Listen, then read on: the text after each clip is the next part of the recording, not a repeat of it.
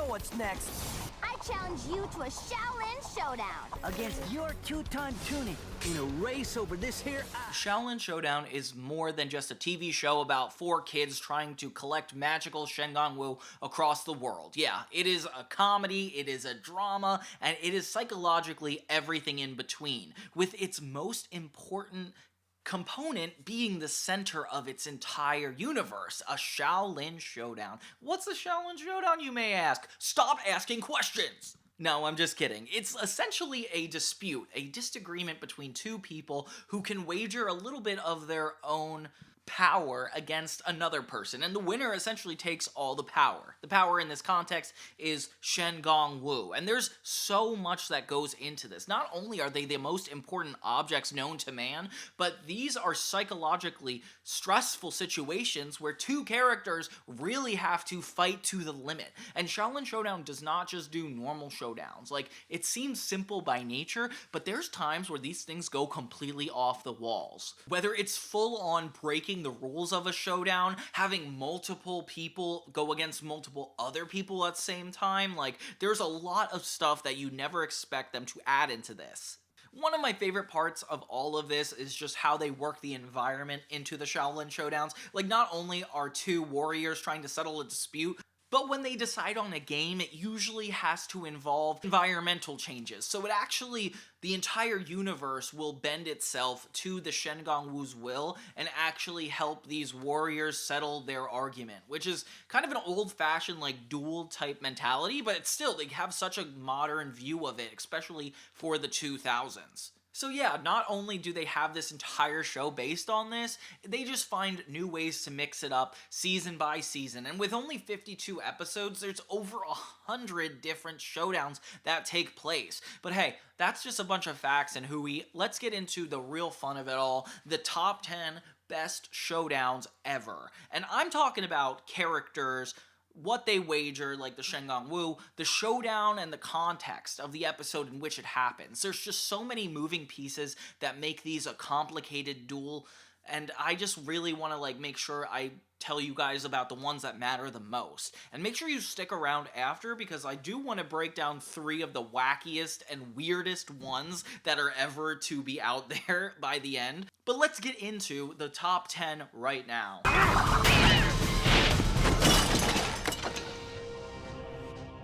Jack Spicer, I challenge you to a Xiaolin Showdown. So number 10 is at the end of The Apprentice, Season 2, Episode 22.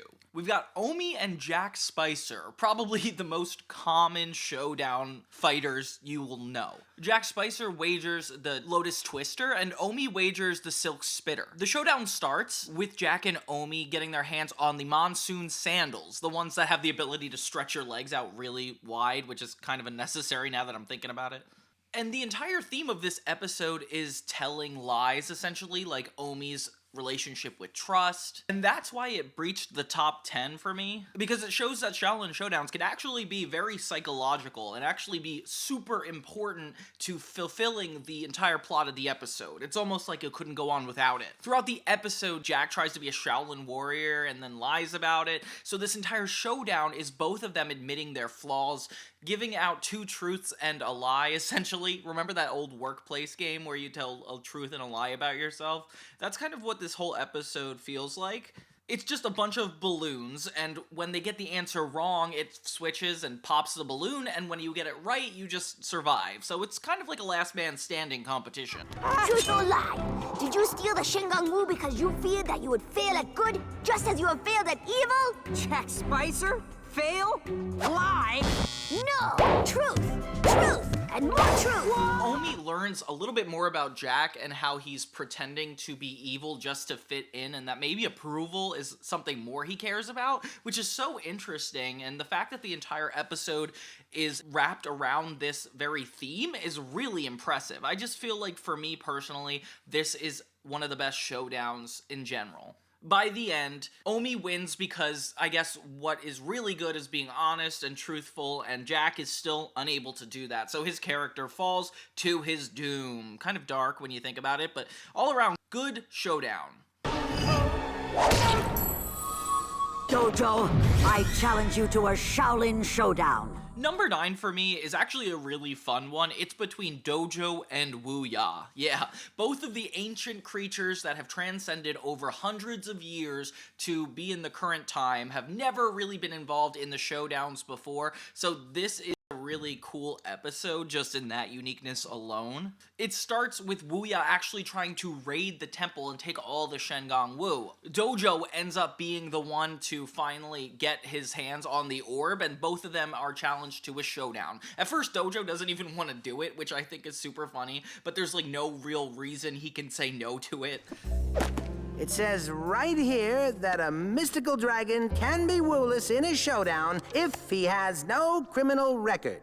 Well, there was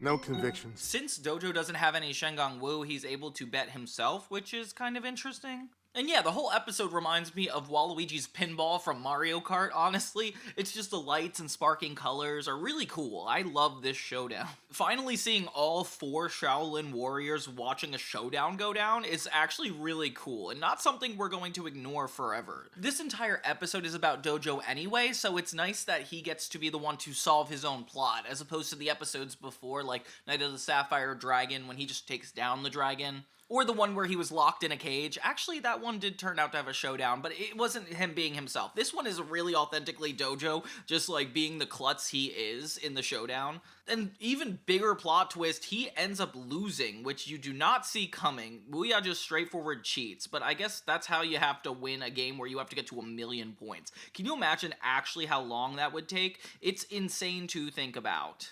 It doesn't even end up being like a bad situation, because even though he loses, Wu Ya takes the wrong Shen Gong Wu anyway, which I don't know how the mystical rules allowed that to happen, but we're gonna move on from that.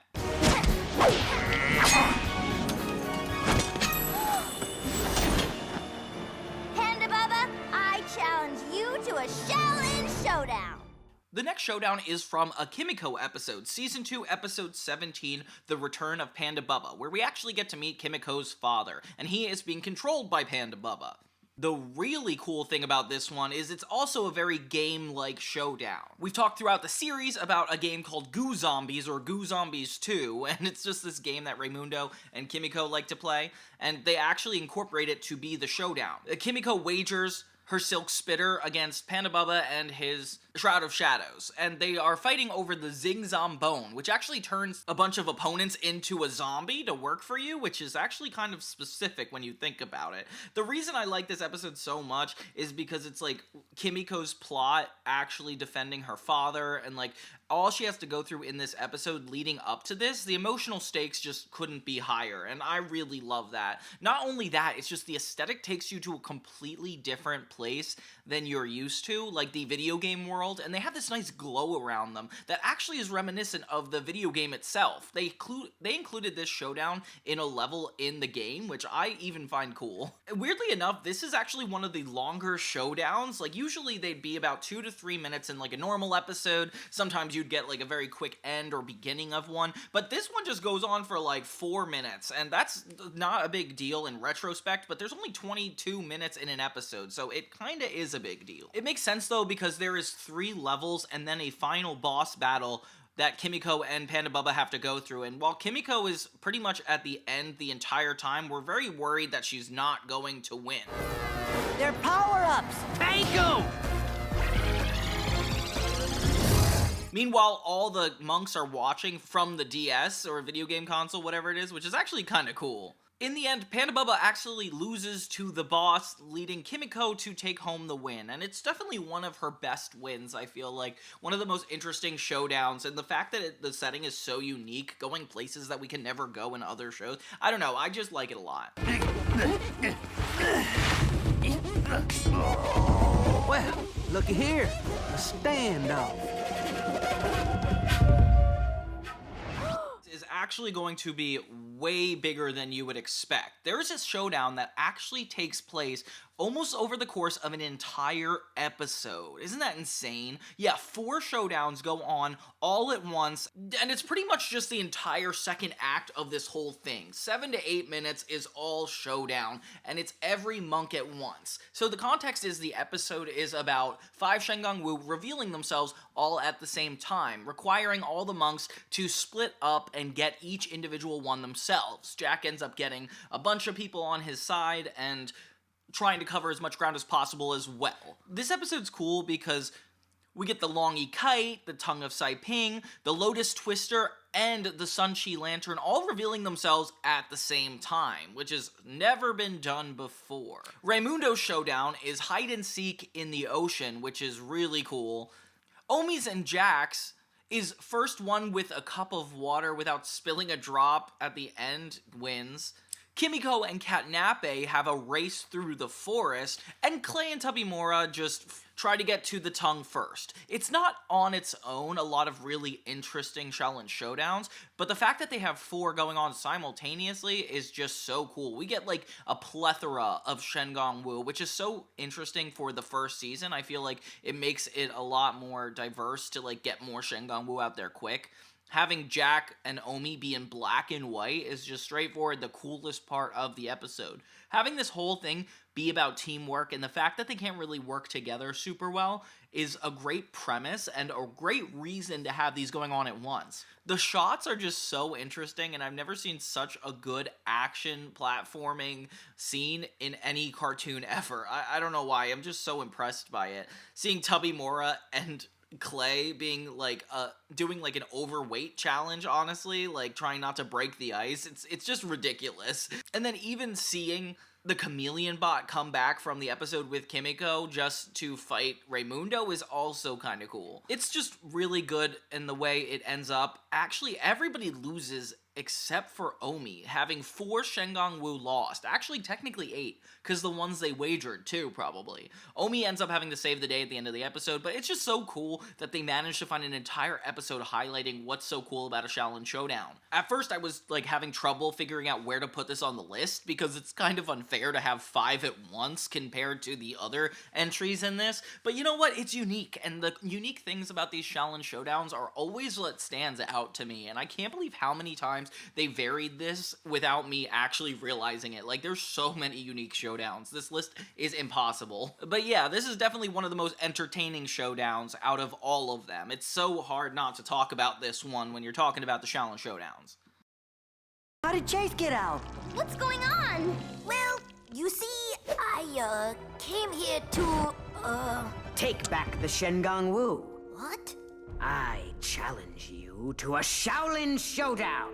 But I wager the Shroud of Shadows. And you? I wager the Orb of Tornado. The next one is actually super cool because of the context behind it. It's Season 2, Episode 21, The New Order, and the whole episode is about the villains turning against each other, like Jack Spicer and Chase, and Omi basically gets a secret with Chase Young that is just so... that would just actually betray the monks, and Chase kind of insists on him keeping it, and makes this whole showdown as a performative way to prove to the monks that Omi is to be trusted, which is kind of messed up. Like, honestly, if you listen back to what I just said, it's so confusing. So it's the Mantis flip coin, and Omi has the Orb of Tournami, while Chase wagers nothing, and of course he just like doesn't need Shen Gong Wu. He talks about it all the time, but it's just such a cool showdown knowing that it's only for performative reasons, yet Omi's still trying, and the monks don't even know what's going on. Oh, Chase actually wagers the Shroud of Shadows in this. I was wrong completely. But seeing these two strong warriors fight against each other, it makes us actually see Omi as a really big threat to evil, and shows us that Chase Young is actually out to get this boy. Tree. Eating crackers! Grasshopper doing dog paddle. They have got to be making this stuff up. Grasshopper doing dog paddle. Right here in black and white. Right next to Spider doing hokey pokey. And it's so interesting to see this go down under those reasons. But yeah, the end of the second season just got so twisted with Chase Young. You could check out my other video I did on that. I did like the whole Chase Young saga in like a bunch of episodes, so please check that out. But yeah, overall, like it's just really an interesting way to end the episode. It's not even positive, it's just kind of off-putting as we see Omi walk out and lie to his friends. You never know what's going on with these showdowns, but the showdowns really do add like this kind of complicated lower subtext to everything the characters are going through, which is something I find the most interesting. The next one is actually another Omi one. I challenge you, Jermaine, you, Jack Spicer, and you, Tubby-Mora, to a showdown tsunami. In the 23rd episode of Season 2, we have an episode called Something Germain. Germain is a character that comes up in the first season, my homie Omi. Omi meets him in New York, and he actually comes back as a Shaolin warrior in this episode. The episode's context is really complicated because when he becomes a Shaolin warrior, Omi gets super jealous, and the two get really competitive with each other with this building tension of old friends not getting along anymore. It kind of like breaks your heart just to watch it. Germain goes under the guise of Chase Young actually being trained to fight Omi, which is a plot twist that you never see coming. The monks are basically out to get the golden finger, the Shen Gong Wu that allows time to freeze. And as Jack, Tabimura, Omi, and Germain get together, they all wager a Shen Gong Wu. Tabimura the Shroud of Shadows, and Germain the Lasso Boa Boa. And while the villains don't really last super long in this, it's kind of perfect because it's not about them anyway, so seeing them run off is actually kind of funny. But then Germain and Omi fighting is just so intense and sad because you know that they had such a good connection, so seeing them like really have to turn against each other and declare a winner is so important. What is more evil than turning two friends against each other? I think you did that. Why couldn't you have just been happy for me? I was just not happy for me. And the ending is really why I praise this one so much, because Omi straightforward gives up. He gives up in a showdown, which you'll never expect to see or ever happen again. So I love how they put this together in such a integral way. And even Germain realizes he's on the wrong side. So it's a super important act of justice that even Chase Young admits later is all a part of the plan, which I don't know if I fully believe, but it's still crazy that he pit them against each other. There's so many manipulation tactics that go on throughout this show, I don't even know what to say. Yeah, but all around, this one is just way too interesting not to talk about. Also, jousting? Like, that's a cool premise. Since they're in ancient Greece, they're running around on these carts with swords. It's like very medieval times in a really cool way. Like, they're really good at mixing up the theme, the setting, and it also brings us back to the fact that the location itself is almost giving the showdown. I almost feel like the warriors must have to have like a history lesson or something, because you must really need to know your environment to get a showdown going on like this. According to the ancient scrolls, we have the right to challenge you for Omi's freedom. And what do you wish to wager? The only thing you'd be willing to play for, our eternal loyalty. The next one is longer than usual, but it kind of makes sense because it's a 3-part episode.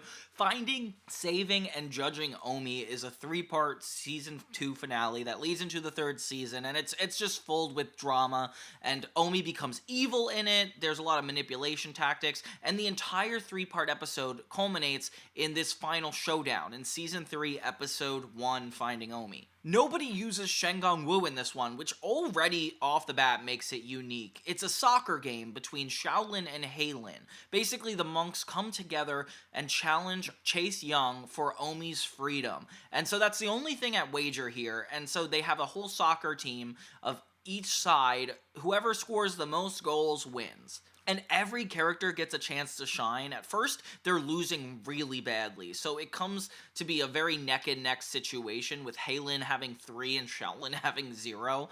And having Omi play on their side was such a power move that the monks did, which could be essentially the last time they ever work with Omi again. So the fact that this is like at stake is such a big deal. The entire world is on the line, and honestly, like, this was so close to being in the top 5, it's almost like I couldn't figure out the right one.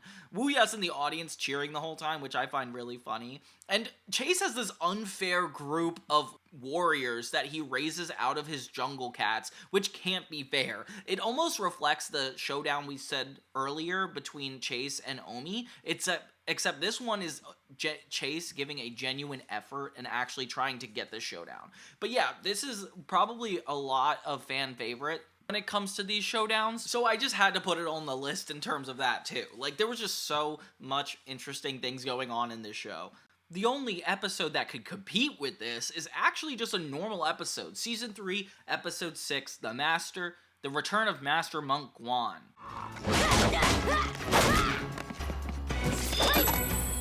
Raimundo, I challenge you to a Xiaolin Showdown.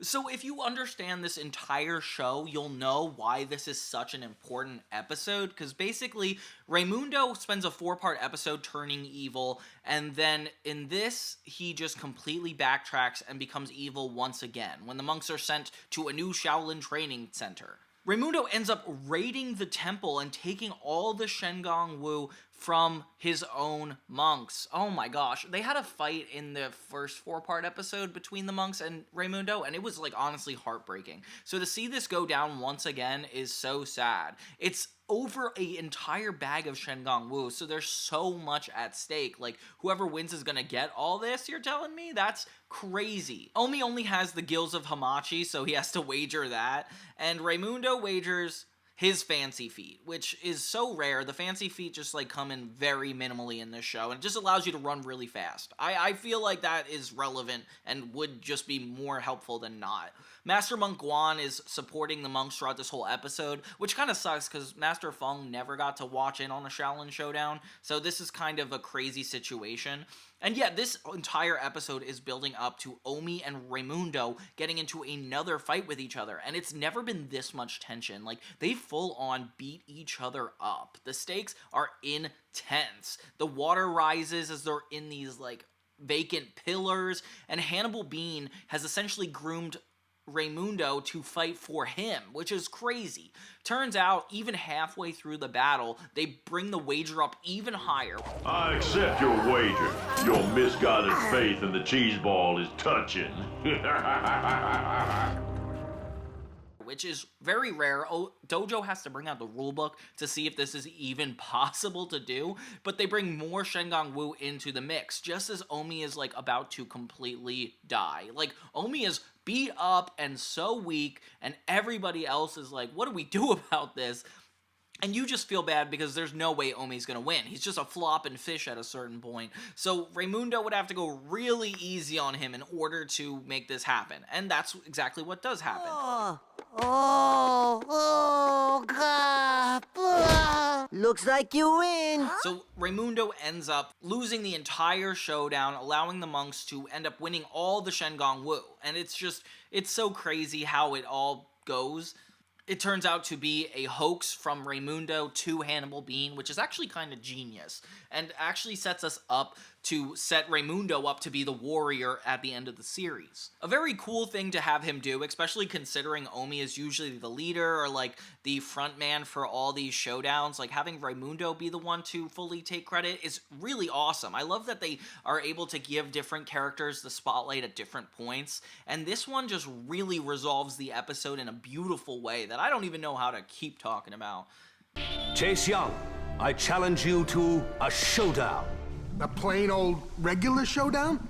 We haven't had one of those in a long time. Number 2, you'll find super surprising. We're going back to the second season again, which is crazy. It's definitely one of the best seasons for showdowns. But then again, it has 26 episodes and the rest have 13. So it's not like there's a lot of competition.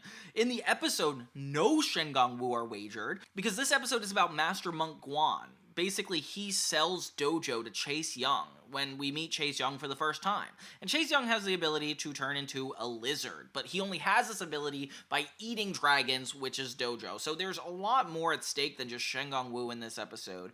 And at first you're gonna think that it's the monks who have to get into this showdown, but no, it's Master Monk Guan. And because of all the history we learn about, actually adds so much to this showdown. It turns out these two used to be both Shaolin warriors and fighting for Shen Gong Wu until Master Monk Guan lost his sword. So once you know all that, you know that it's really important that they're not fighting with Shen Gong Wu, that this fire is going. The music in this is phenomenal. They have so many good action scenes that just only can remind me of like Dragon Ball Z by how fast they're going. You cannot defeat me. Even the spear of Guan won't save you. What makes a warrior strong is not the weapon, but the warrior holding the weapon. And they even have like a little mirror trick going on halfway through it. All the monks are watching together once again, and even though it kind of doesn't have to do with them, the way this pans out is very important. even Jack Spicer is rooting for the other team. I don't know, it's so hard to compare this to other ones because of the fact it's none of the main characters involved, yet it still involves them. It almost feels like watching a sport when you're like on a certain team, and even at the end, Chase just gives in and Master Monk Guan wins. I see you now for what you are, and not for what you pretend to be. Repel the beast! So it's definitely a good win for everybody all around. And that finally brings us to the #1 Xiaolin Showdown throughout the entire series. It's our destiny.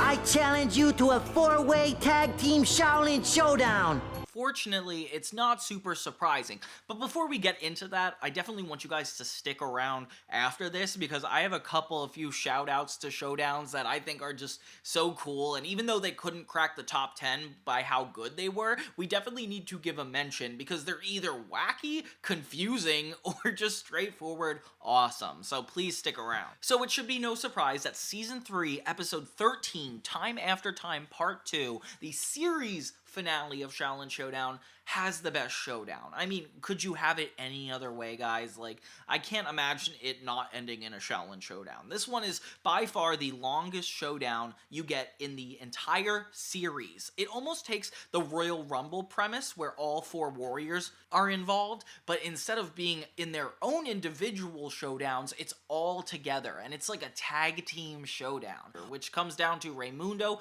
and Hannibal Bean. The entire 2-part episode is like them traveling to and from different periods of time to try to figure out this old Shaolin warrior bloodline and who gets the Shen Gong Wu by the end of the show. So there's a lot at stake, and even having this take place in the very past, in a timeline where the Shaolin warriors almost lost to evil and it's in this whole dystopia, makes it super cathartic from the ground up. It's rescuing the princess from the top of the tower, so there's this giant tower that goes up to the sky, and all the villains in the entire series are involved. I mean, it's only a couple really important ones, but Master Monk Guan, Chase Young... Hey, no fair! One player at a time!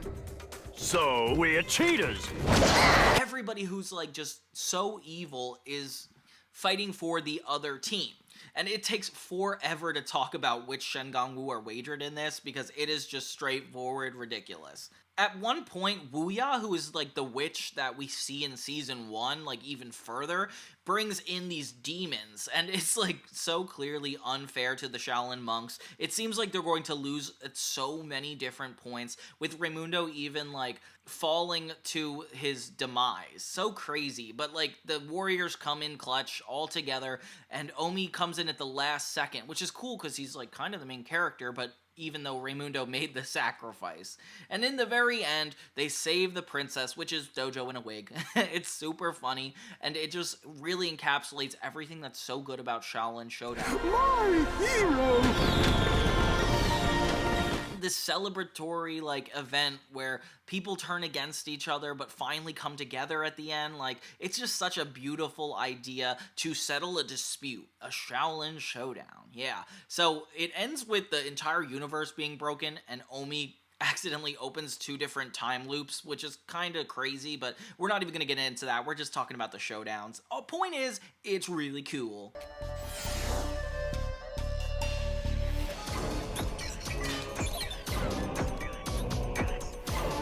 Okay, now we have to talk about some of the shout-out ones that didn't make the top 10, but is just cool anyway. Mother? For instance, there's one where Omi fights against his own mother. Yeah, there's a whole episode where Omi is trying to find himself, figure out where he came from, and actually quits being a Shaolin warrior to live with his parents. Tonami, against your lasso, boa. How'd you get my orb? I went through your pockets when you were clipping your father's toenails. In the end, the mom comes in, is kind of evil and says that when he's an adult he'll understand.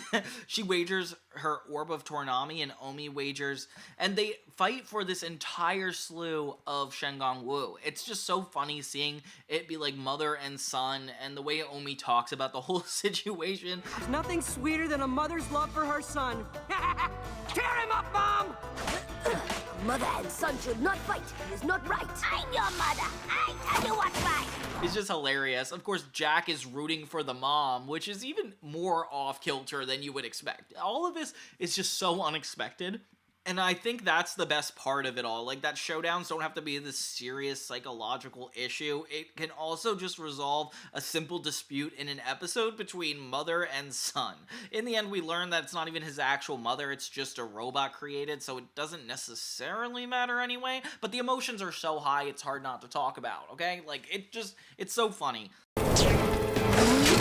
I challenge you to a Xiaolin Showdown trio! And speaking of super unique showdowns, Season 3, Episode 11 is the last normal episode before the series finale where we had that best Xiaolin Showdown I was talking about. And this one is really unique because it's all the villains on their own against each other, all fighting for evil, mind you. They all have their own Shen Gong Wu. It's Chase, Jack, and Hannibal. It's kind of ridiculous. So Jack is actually portrayed by Kimiko in this moment, which nobody really knows, so it's kind of like a secret. You can defeat them, Jack. I am sure of it. Kimiko does not stand a chance. Why are you rooting for Jack? No reason. Just like to go with the underdogs. But it's still funny watching him get beat up by Chase and Hannibal. Like, Wuya is so confused when watching this because obviously the monks know it's Kimiko, so they're all just like, who are we rooting for? And yeah, it's just such a good episode to result in all these villains fighting against one another. That Chase has girly hair. A real warrior shaves his head like me. Ha! You could pour fertilizer on that head and nothing would grow. And Jack starts using Chase and Hannibal's like resentment toward each other against him, which is actually really cool. And then by the end, Jack as Kimiko wins the showdown, and it's all for the cannon blaster, which is really cool. All around, just a good episode, good idea. Brings out a lot of old tension between Chase and Hannibal, and I'm just enjoying it. Yes! All right, Yeah, you go, girl! Boy. And then we got one more that I think is really cool. It just has to be talked about. The Sands of Time episode from Season 2, Episode 8. In this, we are going for the Shen Gong Wu called the Ruby of Ramses. And Omi brings back old Omi with him using the Sands of Time, because Jack brings the old Jack, and the whole episode is about them getting to Shen Gong Wu first. It's just so crazy. I can't find my keys! Our third arm sash against your monkey staff. Our man is flip coin against your thorn of thunderbolt. Or thunderbolt, actually. So the Jack wager the Mantis flip coin and monkey staff, while the Omis wager the Thorn of Thunderbolt and the third arm sash. And the showdown is actually really cool too. Like, not only is it just weird because it's future and past selves fighting each other, but it's in this giant pyramid that is split into 3 separate levels. And all of them have to go through this maze and try to get to the end. With Jack even turning on his own counterpart. Like, they don't even get along the whole time. Omi and old Omi are really sweet together. I like watching them fight on the same team. But for the most part, like, it's just a really epic showdown that you can't not talk about that. You know, like, it's such a cool idea.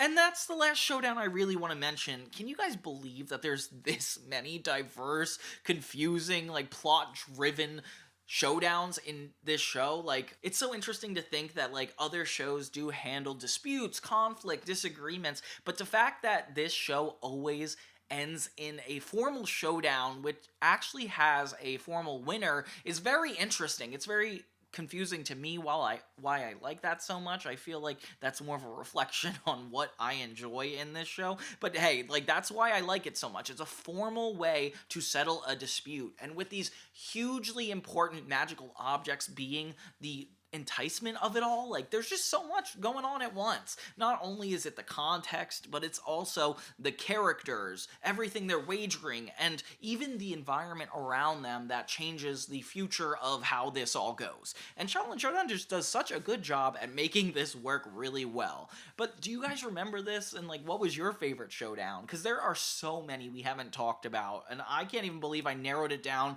to having 13 in this video.